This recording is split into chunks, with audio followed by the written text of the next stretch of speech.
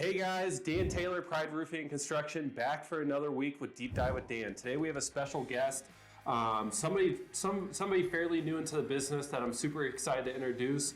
We have Brendan here, one of our account managers. Brendan, do you just want to kind of tell us about yourself a little bit? Yeah, I found Pride Roofing kind of in the midst of a career change. Graduated college, was working in the mortgage industry, and it kind of fell apart and just decided to kind of take action, look for other things. Summer was coming up, so I decided I want to be outside door knocking, meeting people, and yeah, this was kind of one of those jobs I interviewed, really liked the team, and decided to go for it. So it's kind of how I got here, and ever since then, been really enjoying it, and see myself being here a long time, loving the crew. We're all kind of buddies, Okay. Oh, we're just doing a podcast, no big deal.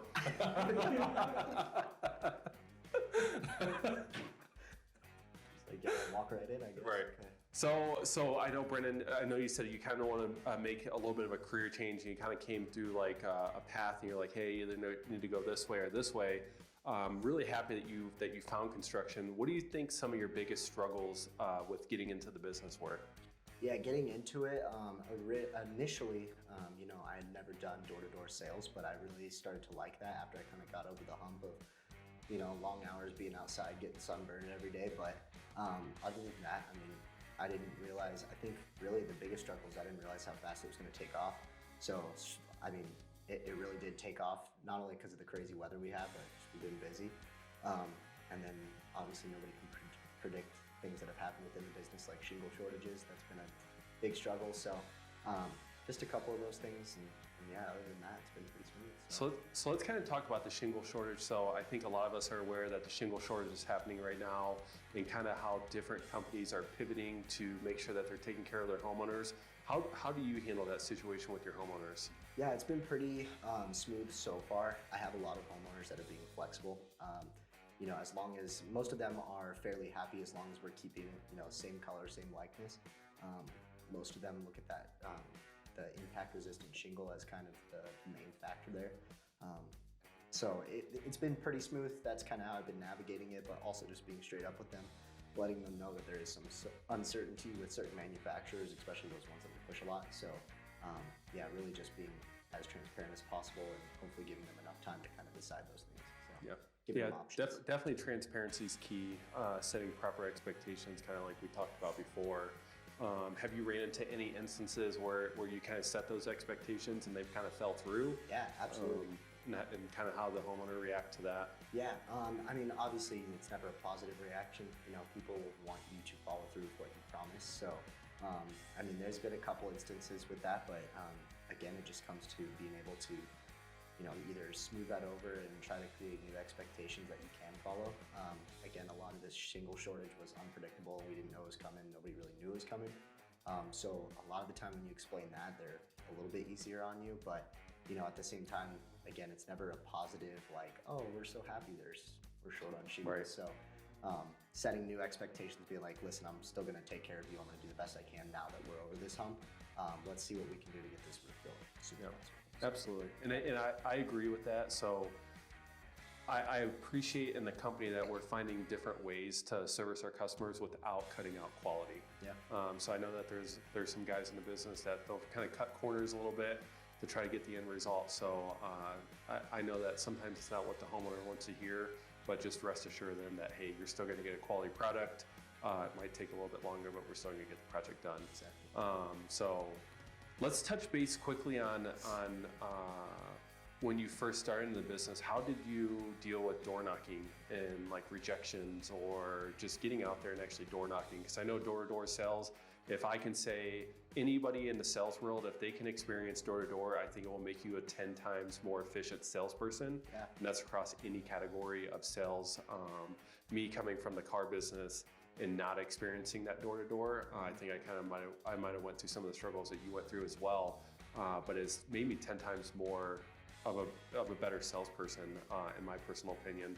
So kind of how do you deal with that? Yeah, at first it was kind of tough. I knew there was going to be rejection, but I guess I didn't realize it was going to be, 250 out of my 275 doors that week. But at the same time, it was, getting to the point where it was like, yes, they said no, but the next person might say yes and just keep trudging.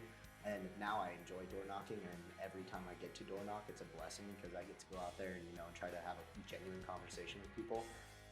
As soon as I started taking it less to heart, it started going really, really well for me. And now I wouldn't trade it for anything. I love knocking doors and talking to random people. And I also find it like it's almost like a challenge. It's one door you knock, you might meet somebody the same age, 24 years old, and they just bought their first home and they're scared and they need their roof inspected because they're worried about it. But then the next door you knock, it's a 90-year-old lady that took 10 minutes to get to the door and you were halfway down the driveway.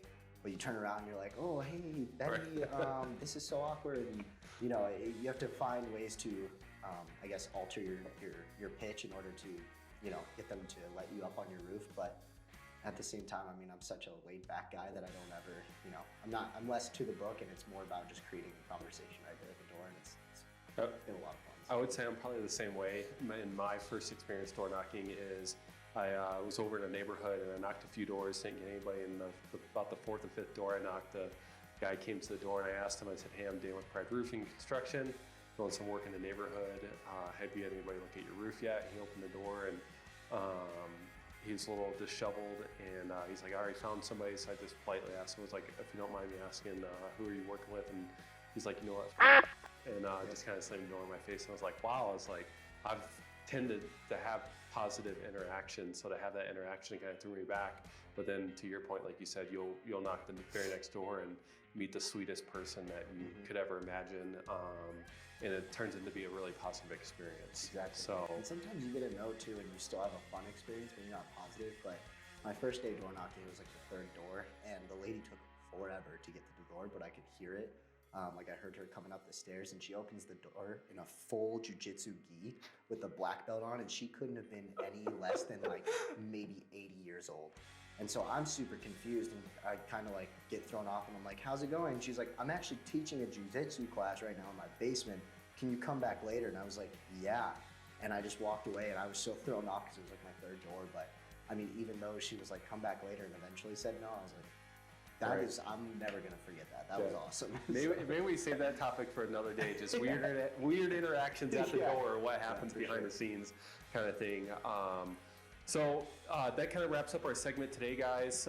Thanks for tuning in. Next week we'll have another deep dive with Dan. Special guest Brendan helping us out today. Go ahead to our Instagram page, like some of our videos, check us out on Facebook, our Google reviews. We hope to see you guys soon.